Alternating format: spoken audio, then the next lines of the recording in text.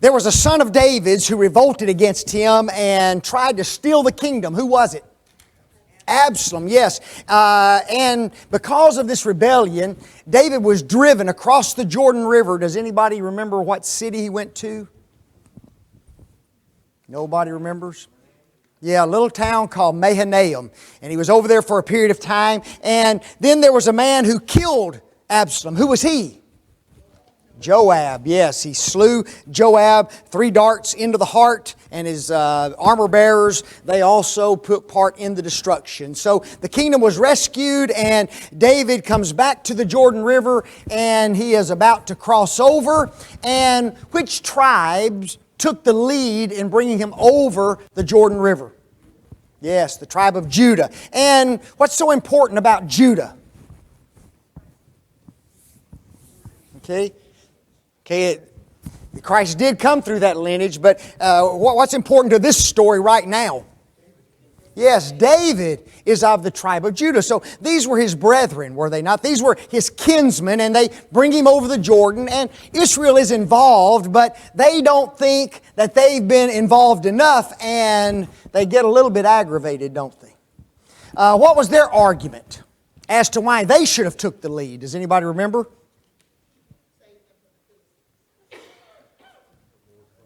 Yes, we have more tribes than you do. There are 10 of us. Okay, we have a greater part in Israel. We should have been the ones who were making these decisions, and we should have been the ones who are taking the lead into bringing David back to the city of Jerusalem. And so there's this fight that breaks out, this division between Judah and Israel, and whose argument prevails? Judah's. Does that make Israel happy? No. In fact, one man rises up, and what does he do? No, not so much be king. One man rises up, and what does he say? Does anybody remember?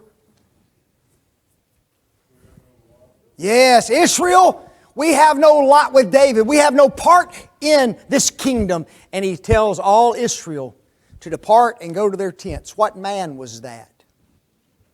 A man by the name of Sheba. Remember, he's referred to as a man of Belial. Okay, a worthless individual. An individual who took opportunity to divide the nation once again, right? Okay, and so once David comes back to the city of Jerusalem, he's appointed another man to be his captain, a man by the name of what? Yes, Amasa. Okay, Amasa is now his captain. He tells Amasa, you go gather the citizens of, or the army of Judah, and you be back here in how many days? 3 days. Well, guess what? He's not back. Right? He doesn't fulfill his very first mission. And so who is commissioned to take off after Sheba? Who? No, he's not the one commissioned. Huh? Yeah. It is Joab's brother by the name of what? Abishai. Okay? He's the one who's commissioned, but guess who goes with him? His brother Joab, doesn't he? Amasa finally catches up to them and he says, here I am. And what does Joab do? Yes, Joab rises and slays him. There was a little bit of talk last time in our class. Was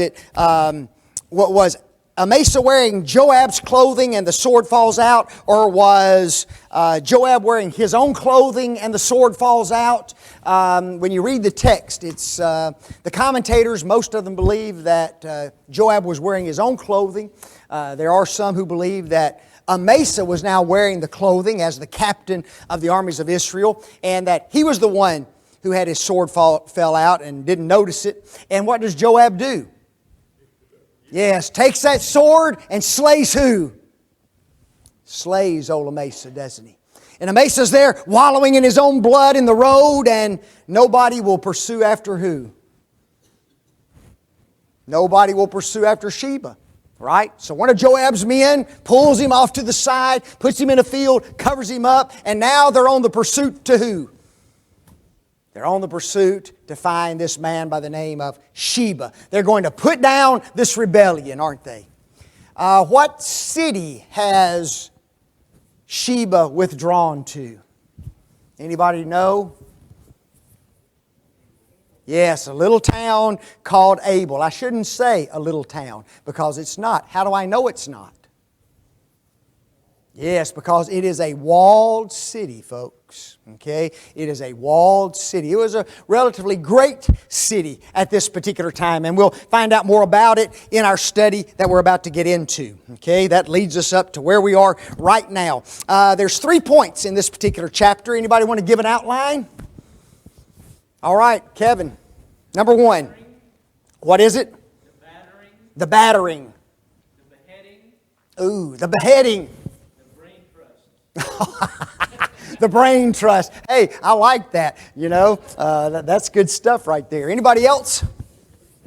That is good. You can remember that, can't you?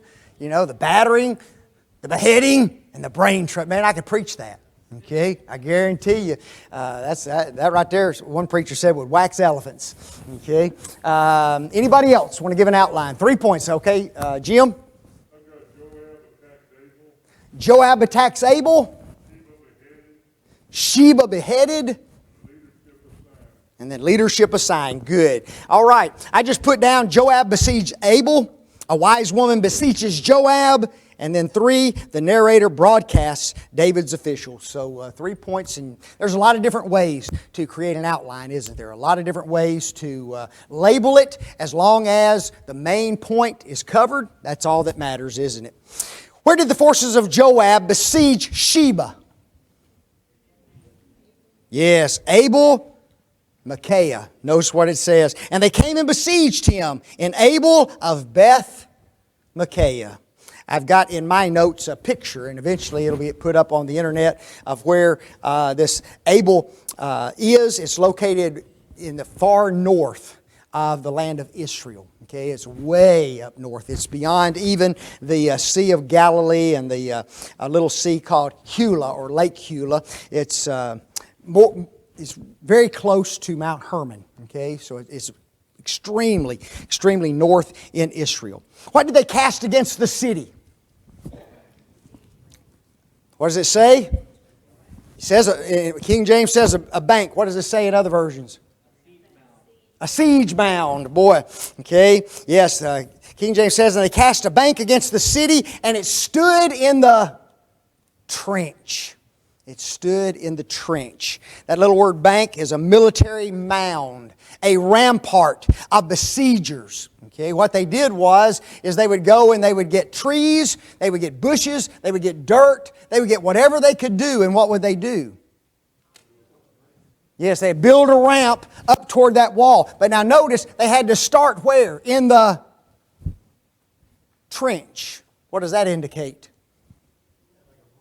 Ah, yes, many of these cities, guys, would be designed not only with wall, but perhaps with a moat around the city as well. Sometimes the water in those moats was deep. Sometimes the water was only 2 or 3 feet, just enough to make it extremely difficult to get across. So if you're going to get to the wall, you don't want to get soaking wet, do you?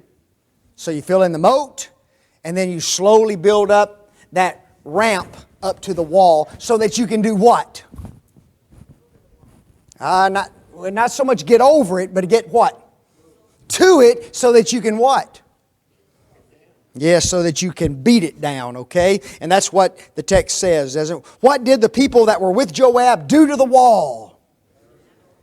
Yes, the wall. They say they battered the wall, and all the people that were with Joab battered the wall to throw it down. Now, guys, this battering was a slow process, okay?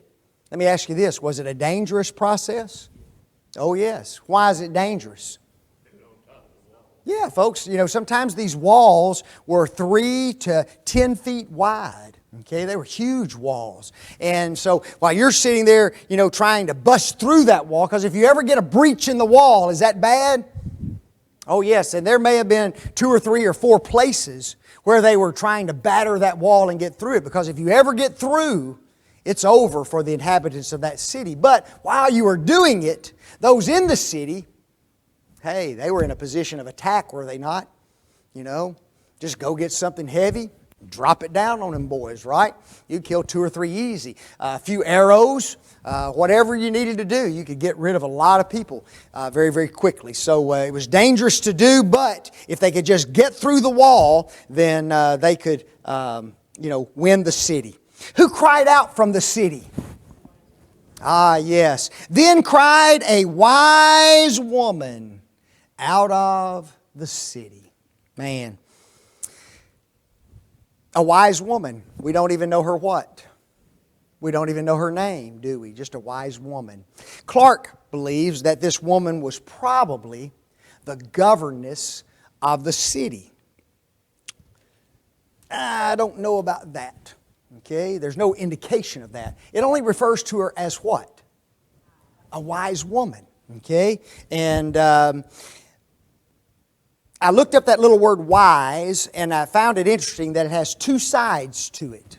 Okay, wisdom has 2 sides to it. Listen to the first one. One who is intelligent, one who is skillful, one who is wise. Okay, now listen to the other side of it. One who is shrewd, one who is crafty, cunning, wily, subtle. Okay? Now, is Satan a wise being? In a sense, because he's very what? Subtle, crafty, and cunning, isn't he? Okay? And, but then, you flip it to the other side. Is he really wise and intelligent? No, not really, because he did what? Yeah, he rejected God and went against the will of God. Folks, that's not ever wise and intelligent, is it? So those are the 2 sides of this little word wise. I wrote this down as a lesson. In trying circumstances, we need wise individuals to step forth in order to solve problems, don't we? If Joab and his army could have busted through that wall, what's going to happen to the inhabitants of that city? Folks, there's going to be a lot of them who are going to die. And it didn't matter whether it were men, women, or children. Once they busted through the wall, they would do anything they possibly can. Bust into any house, destroy it, wreck it, seeking after this man called Sheba. And they just leave that city in total destruction, wouldn't they? Until they found the man, and many, many deaths. In trying times, we need wise individuals to keep destruction from happening. In trying situations, we need wise individuals, watch this, who are not afraid to speak to the enemy. That's interesting, isn't it? You see, sometimes we as Christians think we're wise, right? We're intelligent. We know the will of God. But guess what? When the enemy presents itself, guess what we won't do? That's what we will do, won't we? Okay? Oftentimes when the enemy presents itself, rather than being the wise one who steps up and says, hey, I want to talk to Joab. I want to talk to anybody. We just run to our little hole, don't we? Like Beverly said, we just crawl under our little rock. Some of us have bigger rocks than others, okay?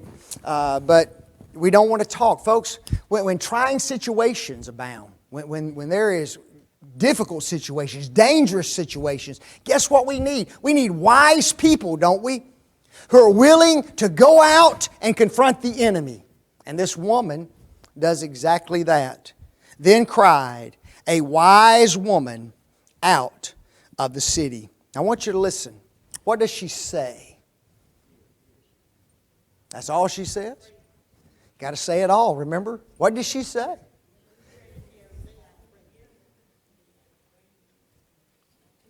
Boy, y'all this is so hard for y'all, isn't it? You know, I know how you are. You know, y'all get these little questions, and what did she say? Here, here. Okay, I got that word. Here, here. And I'm down to the next question. You know, I finished these questions in 17 minutes. Okay, folks. Here's what she says. Hear, hear. Say, I pray you unto Joab. Come near hither, that I may speak with thee. Folks, there is a bunch of stuff in what she says. You know what? First of all, there is an invitation to be what? To be heard. And there's a huge army out there, isn't there? And she cries out to be heard by one person. Who is it? Joab. Isn't that amazing? Who is Joab? Folks, he's the leader of the forces. He's the captain of the army. She knows who to speak to. Remember, she's a what? She's a wise woman. She doesn't call out to some underling. She doesn't cry out to a servant. I want to talk to the big dog. I want to talk to Joab about this matter. Folks, in trying circumstances, we need people who are courageous enough to want to speak to the leader of the opposing team. Is that easy to do? No. Because you see, what that does is, that makes you become the leader of your team. Doesn't it? And guess what we don't have many of in the church anymore? Leaders. We don't have many who want to talk. We don't have many who want to stand. We don't have many who want to be at the forefront. And yet, here is a woman who cries out unto Joab. Now listen to what she says. Come near hither. Is that dangerous for Joab? Hey folks, you want to know who you don't want to lose in battle? Your leaders. Now remember, this woman is a what? She is a wise woman. One of the definitions of wise is what? Cunning, crafty, subtle. What if she is attempting to lure Joab to his own destruction? That never happens, does it? The enemy never tries to fool you. The enemy never wants to kill you. Okay?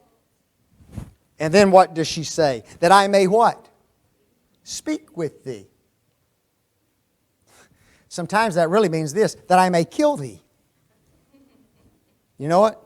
Yeah, sure there's an invitation, but that's not her real agenda maybe, right?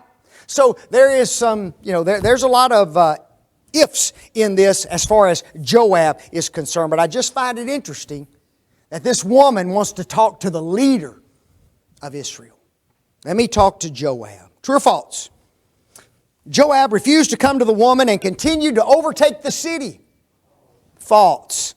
And when he was come near unto her, he got close enough to what? To listen, to hear, didn't he? He got close enough to listen. Now I wrote this down. Folks, Joab was a commander who knew that to negotiate was better than the loss of life. Not all commanders want to fight. They merely want a resolution of the issues. Isn't that much better? Folks, it's always better to negotiate than to be a warmonger. You know that? If you can come to conclusions, if you can come to deals, if you can come to agreements, and there is no loss of life, that is always better than a fight, isn't it? But sadly, sometimes people don't want what? They don't want resolution. They don't want agreement. They want what they want regardless, and they're not going to talk about it. They're just going to what? They're just going to fight. Now guys, we can make application of this kind of stuff in all kinds of situations, can't we? The home, our personal lives, society, nations. It doesn't matter where it is. This was going on right in the heart of Israel, was it not? This is Judah versus who? Israel. These are kinsmen that are fighting and warring with one another. And Joab was willing to listen, wasn't he? True or false? Joab refused to hear the woman. False. And the woman said, Art thou Joab? And he answered, I am he. Then she said unto him, Hear the words of thine handmaiden. And he answered, I do hear. I find it interesting how she addresses him regarding herself, regarding her relationship with him. I am thy what? Handmaid. What does that mean? Yes, I am thy servant. Okay? Isn't that something? She puts herself as an underling to Joab. She recognizes the power and the authority of this man who is the commander of the armed forces of Israel. And she realizes that I am subservient to you. Here, I'm your handmaiden. Now, does that make a commander more willing to listen? When a person acknowledges where they fit into this whole relationship? Sure. It makes it very easy to listen. Okay, so this woman is using some pretty interesting techniques here. I wrote this lesson down. Clear communication can often resolve conflicts between individuals and nations. Okay? Clear communication, folks. Now, is clear communication hard to establish sometime? Yes. There's three things two definitely, and a third thing that may have to be involved in coming to resolution when it comes to communicating and negotiation. Okay, number one, clear, concise messages. Okay, you got to choose your words appropriately. Okay, you don't need to be hiding words. You don't need to be using words that are cover up. Just clear, concise messages. Secondly, active listening. Okay, we don't active listen. There's not a person on the face of the earth who actively listens, hardly. Okay? I've only ever known of about 2 or 3 people that I've ever seen engage in active listening. And that includes individuals who've been trained to active listen. Okay? Counselors, therapists, psychologists, psychiatrists, they can't listen. They don't listen. Okay? They think they do, they tell you they do, but guess what? They don't. They don't listen. And so you have to be able to listen. And then the third thing, you have to seek solutions. Right? Now, in an argument, guess whose solution I want? Mine. Right? And if I'm arguing with you, guess whose solution you want? Not mine. You want yours. Right? And when you study communication, guess what in those situations you have to look for? The third solution. You see, there's my solution that benefits me. There's your solution that benefits you. But guess what? There's a third solution somewhere that, guess what? Benefits both. May not totally benefit me, but in some shape, form, or fashion, there is a solution that can be found that benefits both sides. Sometimes you have to look for the third solution. And that's not always easy to do. What was the saying about Abel from old time? Yes. Then she spake, saying, they were wont, that means known, they were known to speak in old times, saying, folks, here's the first point I want you to remember. Abel is an old town in Israel. Okay? It's an old town. Isn't that what she says? They were known to speak in old time. Folks, this town is an ancient city of Israel. It's been around a long time. It's got a history. Okay?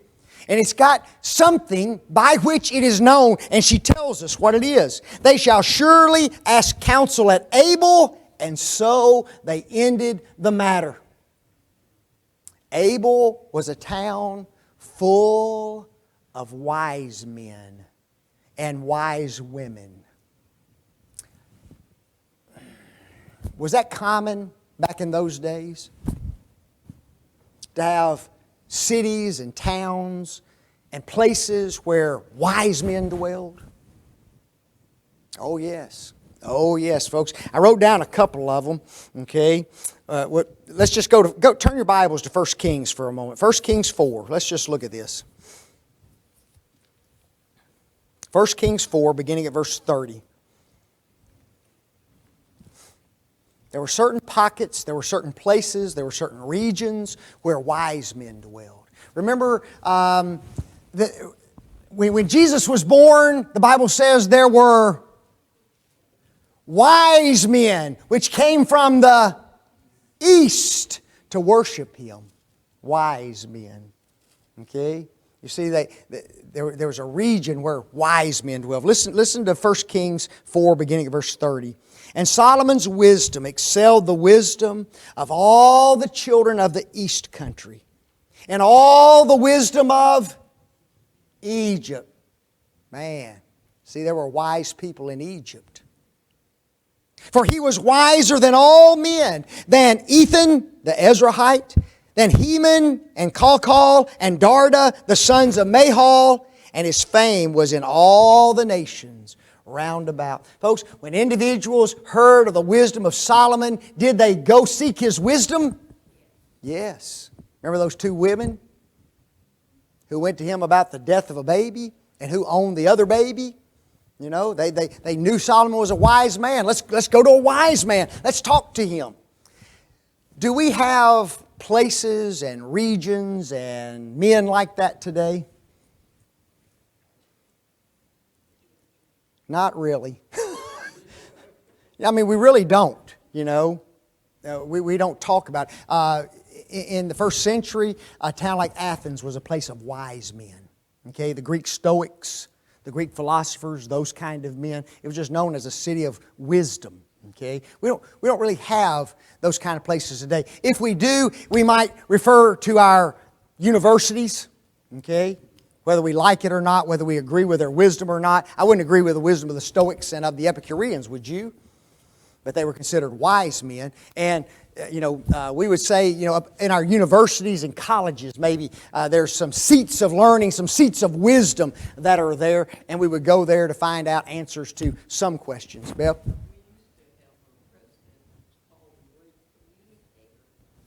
Yes.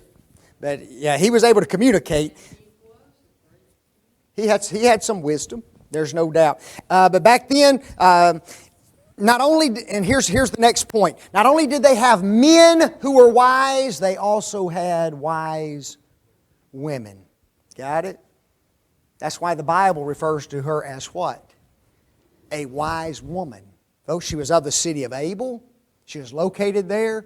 And if you went to the city of Abel, what was the proverb? That ended the matter. What did that mean?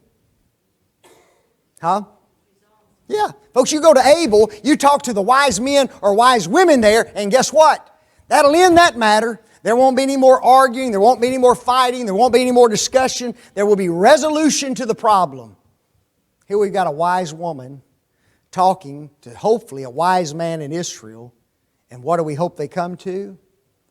Some resolution. Okay?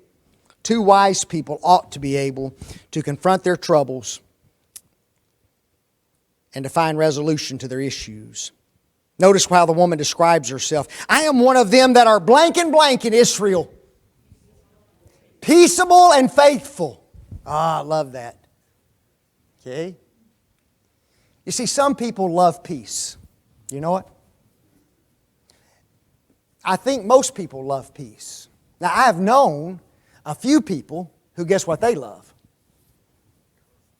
Yeah, they love to fight. They love to argue. They love to nitpick, don't they? They love to find anything they can find in order to get angry at. Okay? I had one guy, he was a member of the church, and he'd call me up, and he'd intentionally try to stir me up against somebody else in the church. Intentionally, you know? And one day it just blew up on a Sunday morning. It was the most awful thing I've ever seen in my life. But and guess what he did? He just sat back and smiled. He just kind of loved it. You know? He just loved conflict. Now this woman doesn't. She says, guess what? I am one who is peaceable. Now listen to this next word. And what? Faithful in Israel. Faithful in Israel. What do you think she means by that? Why did she say that? What was she communicating to Joab when she said that? Ah, yes. I am a faithful citizen of the nation of Israel. The king is who? The king is David, not Sheba. And I am faithful to my king. Wow. You see, she's setting the stage to resolve the issue, is she not? He's talking to somebody who wants peace and somebody who's faithful to David. All I need to know is what? What do you need? That's all she needed to know, wasn't it? Turn to Deuteronomy for a moment. Deuteronomy 20.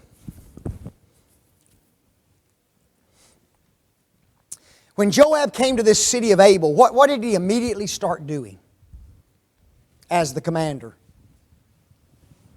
Yes, he built this ramp, this mound against the city. He immediately discharges his forces, and they are just battering and battering and battering against the walls, right? And it's not until this woman cries out for peace that it all comes to a halt. I want you to listen to what the responsibility was when Israel went up against a city. When thou comest nigh unto the city to fight against it, then proclaim peace unto it. And it shall be, if it make thee answer of peace and open unto thee, then it shall be that all the people that is found therein shall be tributaries unto thee, and they shall serve thee. And if thou wilt make no peace with thee, but will make war against thee, then thou shalt besiege it. Folks, the commander, when he went to fight and he went up against the city, the first thing he was responsible to do was what?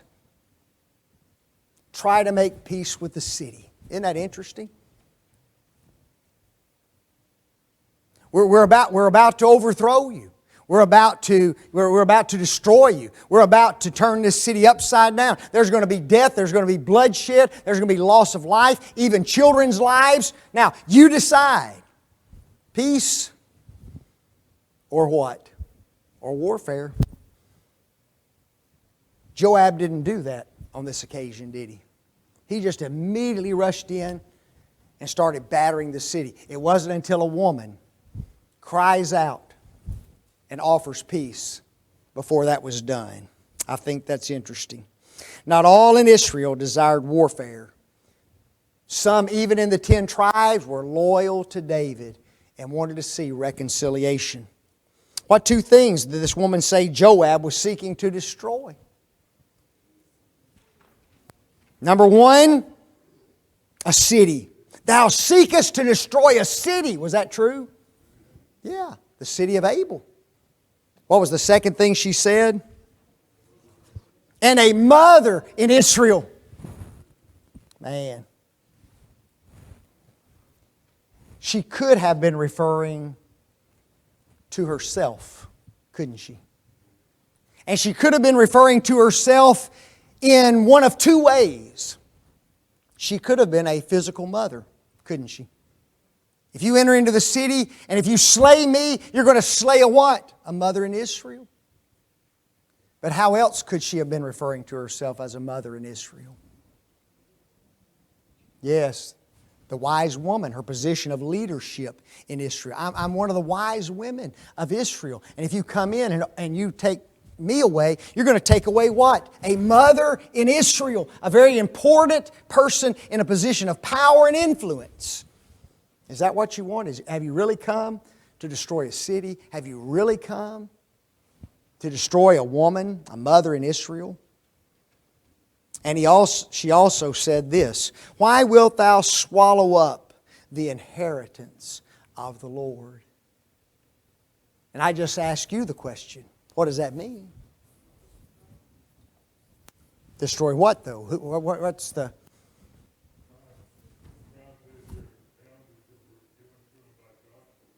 Okay? There's two ways that you can look at those words, that little word inheritance. Okay? One way would be like Jim just said, the actual land. Okay? The physical land, the property upon which that city was built. Folks, it was located in a certain region. It was given to a certain tribe. And when you went in and you overcame that particular city, guess what? It no longer belonged to that tribe, did it? Whoever was the conquering force, it became their property. So you'd be stealing inheritance in Israel. But folks, what about the inhabitants of the city? He's not fighting an enemy. He's not fighting the Assyrians. He's not fighting the Philistines. He's not fighting the Egyptians. Who is he fighting? He's fighting Israel. And guess what? They are the Lord's inheritance. aren't they? And the minute that you kill one Israelite, guess what you've done? You have destroyed one of those of the inheritance of Israel. So she could have been talking just about the loss of Israelite life in the city. Okay? Why wilt thou swallow up the inheritance of the Lord? Why will you take the city? And why will you kill the inhabitants of the city? Those who are considered the inheritance of God. Wow. What was Joab's initial response to the woman's question?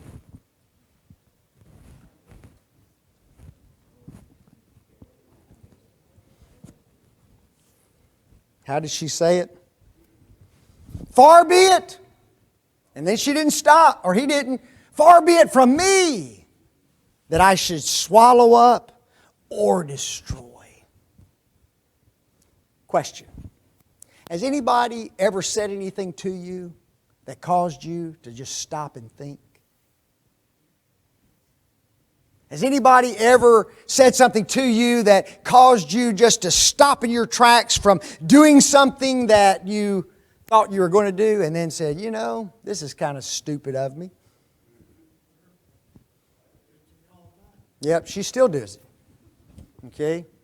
Mike said that Mary Ann does it all the time to him. Keeps him from doing stupid things. She just wishes she could be around him 24/7. I'm just kidding. He set himself up for that. Notice that he immediately says, you know, hey, that's not why I'm here. Right? Can you imagine? What was he there to destroy the city? Oh yeah. That's what he was going to do until she what? Said, why are you wanting to destroy the city? Why are you wanting to destroy the inhabitants? Why are you wanting to destroy somebody like me? Far be it. I really don't want to do that.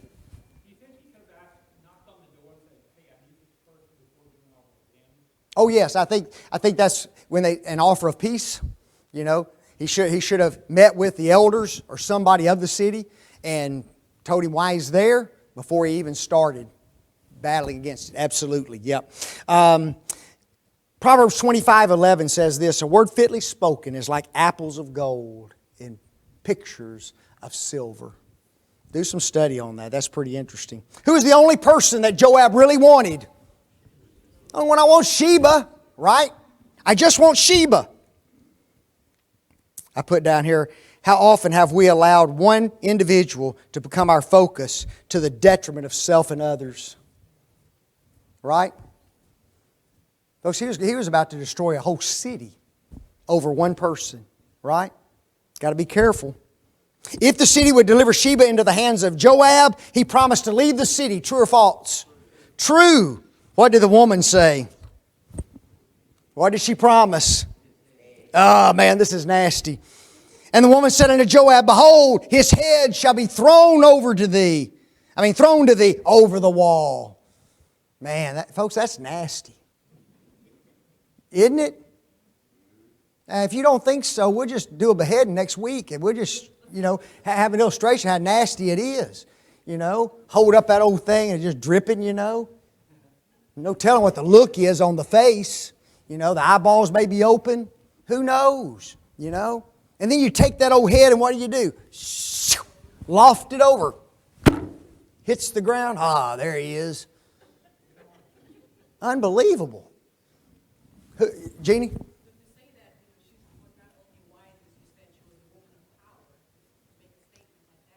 Well, see, that's where her position was.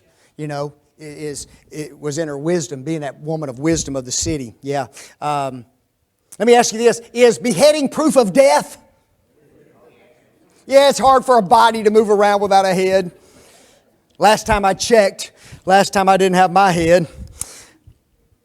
Then the woman went unto all the people in her blank. In her wisdom, folks. She's a woman of wisdom, isn't she? She convinces the individuals, like Jeannie says, she had some power and influence in that city. Sheba was beheaded. True or false? True. What did Joab do once he received the head? Blew the trumpet. Sent his men home. He went back to where? Back to Jerusalem, didn't he? back to Jerusalem. You know, I got one question for you. You know, how'd they tote that head? You know?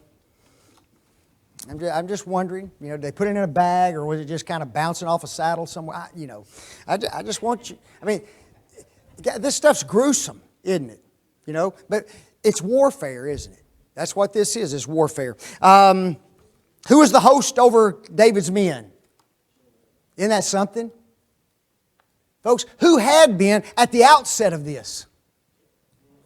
Amasa. Amasa was sent out. Who came back as the head?